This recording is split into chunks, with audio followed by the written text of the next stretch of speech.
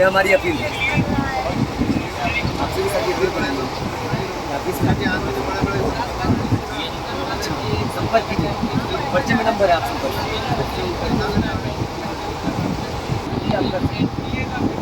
सहयोग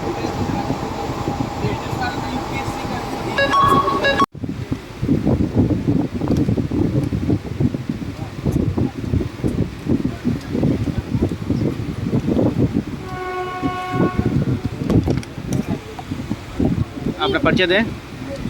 जी, मेरा नाम ध्रुव है, मैं दिशा छात्र संगठन का कार्यकर्ता हूँ। जी, अभी आप ट्रेन में हैं, अभी आप कुछ कर रहे थे, क्या था मुद्दा आप लोगों का?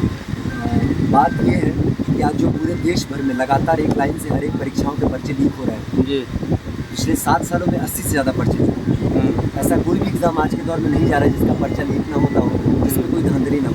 जी, सवाल वही है कि जो छात्र इतनी कड़ी मेहनत करते हैं, हज़ारों लाखों कोचिंग में खर्च करते हैं, जो है 10 बाई 10 के कमरों में रहते हैं तमाम शहरों में, माँ बाप पेट काट कर बच्चों को पढ़ने लिखने के लिए भेजते हैं, लेकिन पता चलता है कि जब पर्चे ही लीक हो जाएंगे तो उनको नौकरी और रोज़गार कहाँ से मिलेगा। और जब उनको रोज़गार नहीं मिलता है, जब भविष्य का संकट उनको दिखाई देता है, तो वो हताशा और निराशा के शिकार होते हैं और आत्महत्या तक करने को मजबूर होते हैं। ये सरकारी आंकड़ा ही है, इस देश में छात्रों नौजवानों की लाखों की ऐसी संख्या है जो आत्महत्या तक करने को मजबूर है। सवाल वही है कि इन मुद्दों को लेकर हम लोग लगातार एक जन जागृति, एकजुटता, एक लामबंदी पूरे देश भर में फैलाने की कोशिश कर रहे हैं। तमाम राजनीतिक पार्टियां इस मुद्दे को उस गंभीरता के साथ नहीं उठा रही और आज इस मुद्दे को उठाए जाने की ज़रूरत है। इसीलिए हम लोगों के बीच लगातार जाते रहते हैं, लोगों को ये बात बता रहे हैं कि आज ज़रूरी है कि शिक्षा और रोज़गार जैसे ज़रूरी सवाल जो हमारे बुनियादी अधिकार है उन मुद्दों को लेकर एकजुट हुआ जाए और पूरे देश भर में एक आवाज़ उठे, एक जन आंदोलन संगठित हो, तभी चीज़ें बनें। तो कैसे आपके दिमाग में ट्रेन में आप चढ़ गए? ट्रेन में चढ़ के आप इस सब पर पता कर रहे हैं? हम लोग लगातार कॉलेज कैंपस में हम लोग जहाँ पढ़ते हैं वहाँ अभियान चलाते हैं, ट्रेनों बसों में, गली मोहल्लों, गांव सड़क में। हम लोग ये मानते हैं कि आज देश के कोने कोने में इन बातों को पहुँचाए जाने की जरूरत है, क्योंकि नेता मंत्रियों के पास टीवी चैनल, मीडिया, अखबार की ताकत है।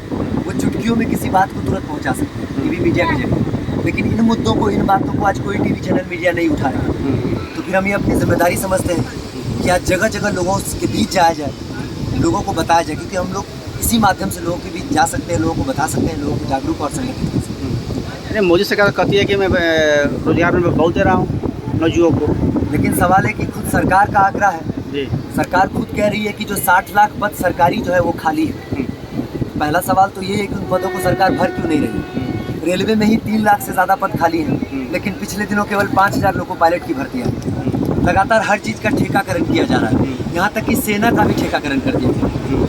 अग्निवीर योजना के नाम पर 4 साल की नौकरी दी जा रही है सेना में। तो आप समझिए कि 4 साल वो नौकरी करेंगे, उसके बाद वो अपनी ज़िंदगी कैसे जिएंगे। और जाहिर सी बात है, बगैर रोज़गार के तो खा नहीं पाएंगे तो जिएंगे कैसे। ये पेपर लीक के मामले में भी आप बात कर रहे थे, तो इसमें अभी बीते राम जो विधायक गाजीपुर के हैं वो परसों स्टेप उठा लिया है, इस बारे में आप क्या कहेंगे? मतलब जैसे इसमें 2 बात है जी, एक तो हम ये बात मानते हैं और ये बात जग जाहिर भी है कि पर्चे लीक में तमाम नेता मंत्रियों की सहभागिता होती है।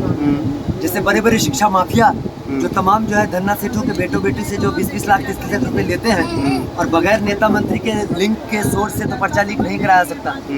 तो तमाम नेता मंत्री इसमें खुद भी शामिल होते हैं और जो अलग अलग नेता इसके खिलाफ बोलते भी हैं, तो सवाल ये है कि उनके अपने राजनीतिक एजेंडे होते हैं, वो अपने राजनीतिक फायदे के लिए इन मुद्दों को उठाते हैं।